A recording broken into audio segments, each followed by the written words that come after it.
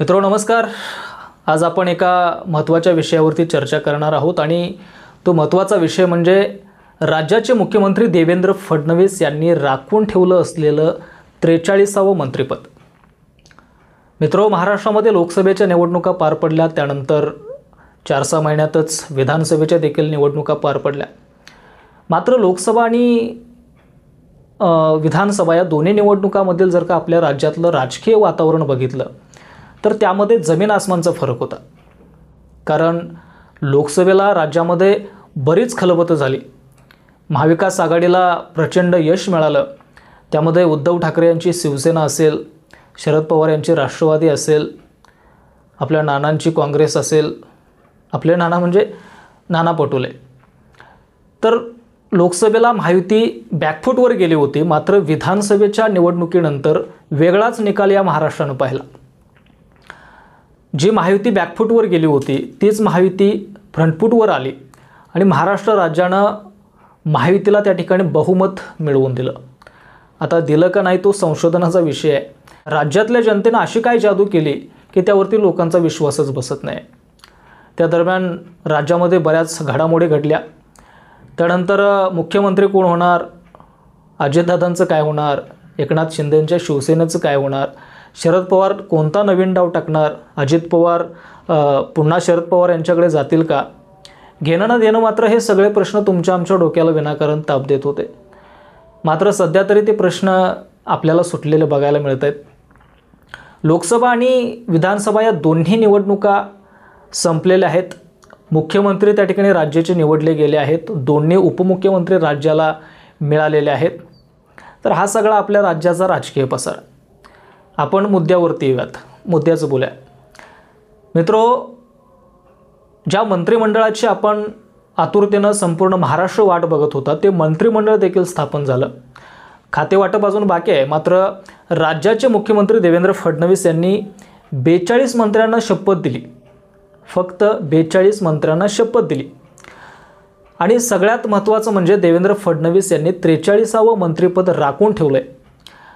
आता असा प्रश्न तुम्हाला देखील पडलाय आणि संपूर्ण महाराष्ट्राला देखील पडलाय, तसाच तो मला देखील पडलाय की देवेंद्र फडणवीस यांनी किंवा महायुतीनं नेमकं 43वे मंत्रिपद कुणासाठी राखून ठेवलंय। तसं बघायला गेलं तर त्या मंत्रिपदावरती, त्या एका जागावरती अनेकांचा डोळा आहे। आपण बघतोय भुजबळ तर त्याच्यावरती असे तग धरून बसलेले आहेत। पण मित्रांनो, राज्यामध्ये सध्या तरी अशी चर्चा आहे की ते मंत्रिपद राष्ट्रवादी काँग्रेस पक्षाचे प्रदेशाध्यक्ष म्हणजे शरदचंद्र पवार गटाचे आणि वाळवा तालुक्याचे अष्टावधानी आमदार म्हणजे तब्बल सलग 8 वेळा निवडून आलेले आमदार जयंत पाटील यांच्यासाठी ते मंत्रिपद राखून ठेवण्यात आले, अशी संपूर्ण राज्यात चर्चा आहे। लोकसभेमधील देखील जयंत पाटील यांच्यासाठी एक जागा शिल्लक ठेवण्यात आली होती, मात्र त्यावेळी जयंत पाटील यांनी साफ नकार दिला होता की शरद पवार यांना सोडून मी कोणत्याही पक्षात जाणार नाही, मी ज्या ठिकाणी आहे त्या ठिकाणीच मी राहील। मात्र आता विधानसभेनंतर देखील तोच प्रश्न उपस्थित झाला। जयंत पाटील महायुतीमध्ये येणार की मग शरद पवार यांच्याकडेच राहणार? मित्रो, बारकाईनं जर का बघितलं तर अमोल मिटकर यांनी लोकसभेच्या वेळी जाहीरपणे सांगितलं होतं की जी एक जागा महायुतीनं राखून ठेवलेली आहे ती जयंत पाटील यांच्यासाठीच शिल्लक ठेवण्यात आलेली आहे। आणि आत्ताचे राज्याचे उपमुख्यमंत्री अजितदादा पवार यांनी देखील सांगितलं होतं की जेव्हा राष्ट्रवादीमध्ये बंड झालं तेव्हा देवेंद्र फडणवीस यांच्यासोबत जेव्हा बैठक होती त्या बैठकीला जयंत पाटील सुद्धा माझ्यासोबत उपस्थित होते। मात्र त्यावेळी अजितदादांचा ठाम निर्णय झाला की देवेंद्र फडणवीस यांच्यासोबत जाण्याचा, मात्र जयंत पाटील यांनी त्यांच्यासोबत जाण्यास साफ नकार दिला आणि त्यावेळी सुद्धा जयंत पाटील यांनी बऱ्याच हुलकावण्या दिल्या, मात्र ते शेवटी काय गेले नाहीत। मात्र आता विधानसभेनंतर देखील तीच परिस्थिती राज्यामध्ये आलेली आपल्याला बघायला मिळते। देवेंद्र फडणवीस यांनी 42 मंत्र्यांना शपथ दिली, मात्र एक मंत्रिपद राखून ठेवलं। त्या मंत्रिपदाची शपथ वाळवा तालुक्याचे आमदार जयंत पाटील घेतील असं पूर्ण महाराष्ट्राला अजून पण वाटतंय। मित्रो, जर का बारकाईने विचार केला, बारकाईने जर का बघितलं तर सांगली जिल्ह्याला मंत्रिपद देण्यात आलेलं नाही। शेजारच्या सातारा जिल्ह्यात 4-4 मंत्रिपद देण्यात आलेले आहेत, मात्र सांगली उपाशी का, हा देखील प्रश्न आपण गांभीर्यानं घेतला पाहिजे। कारण सांगली जिल्ह्यामध्ये एवढे दिग्गज भाजपचे नेते असताना देखील, एवढी शिंदेची शिवसेना मजबूत असताना देखील, आणि आता अजितदादांचे राष्ट्रवादी देखील सक्रिय जिल्ह्यामध्ये झालेले आपल्याला बघायला मिळते. मग एवढं मोठं महायुतीचं जाळं जिल्ह्यामध्ये असताना मंत्रिपदापासून सांगली जिल्ह्याला उपाशी का ठेवण्यात आलं आहे? आता सांगली जिल्ह्यामधील आता नव्यानं निवडून आलेले गोपीचंद पडळकर यांना देखील ते मंत्रिपद देण्यात यावं अशी कार्यकर्त्यांची मागणी आहे. सांगलीचे आमदार सुधीरदादा गाडगीळ दिग्गज नेते आहेत भाजपचे, त्यांना देखील डावलण्यात आले. आत्ताचे आपले असणारे पालकमंत्री सुरेशभाऊ खाडे त्यांना देखील बाजूला सारण्यात आलं. जिल्ह्यामध्ये एवढे दिग्गज त्या ठिकाणी असताना त्यांना डावललं जात आहे. खरं जयंत पाटील यांना मानावं लागेल.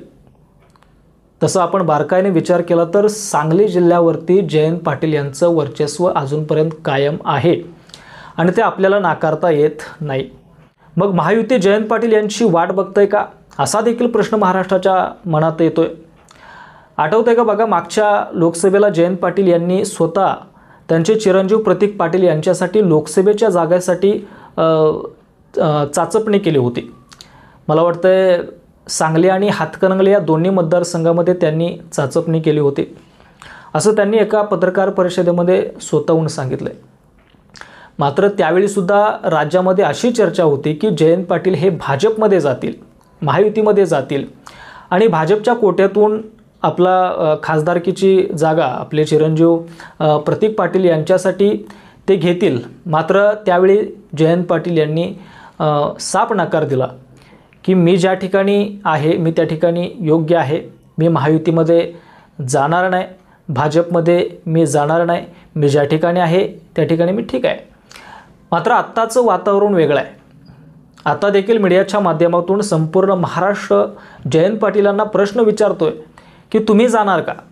मात्र जयंत पाटील त्या प्रश्नांवरती ठामपणे आपली भूमिका मांडत नाही आहेत किंवा ते स्पष्टपणे उत्तर देत नाहीत, किंबहुना त्यांनी त्या प्रश्नांवरती मौन पाळलेलं सध्या तरी आपल्याला बघायला मिळतं आहे. मित्रो, राजकारणामध्ये कधी काय होईल हे सांगता येत नाही. कोणी इकडचा तिकडं, तिकडचं इकडं कधी होईल हे कुणालाच माहीत नसतं. हे रात्रीचे खेळ चालू आहे, त्या पद्धतीचं हे राजकारण चालत असतं. मात्र जयंत पाटील जर का महायुतीमध्ये गेले किंवा भाजपमध्ये गेले तर सगळ्यात मोठा प्रश्न निर्माण होतोय, तो म्हणजे इस्लामपूर विधानसभा मतदारसंघात. त्याचं कारण असं, इस्लामपूर विधानसभा मतदारसंघामध्ये असणारे जयंत पाटील यांचे विरोधक ते सगळेच पूर्णपणे महायुतीचे घटक आहेत. त्यामध्ये आता 2024ला अजितदादा पवार यांच्या राष्ट्रवादीतून लढलेले निशिकांत भोसले पाटील असतील. त्यानंतर 2024ला जयंत पाटील यांच्या विरोधात शिवसेनेतून लढलेले गौरव नायकवडे असतील.